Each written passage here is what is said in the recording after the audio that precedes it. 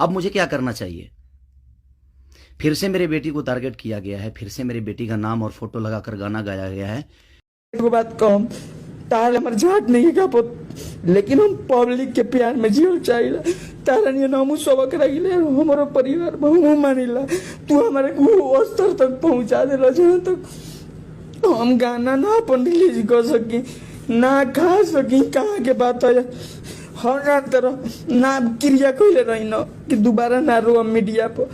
लेकिन एगो चीज हमारे संगे भइल बा अभी कि तू जो ना औकात देखले बड़ा ना, अगर हम रिप्लाई कुछ गलत दे दी ना तो आज हमारे समाज के लोग जैसे कहले बा एगो राजपूत में सहन शक्ति होला भाई। तोरे के बता दे तनी आजो समझ जो हम पागल हो गइल बानी। ते मान हम पागले ना, हम खुल गइल बानी।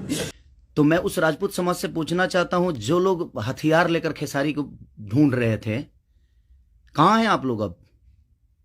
हैं?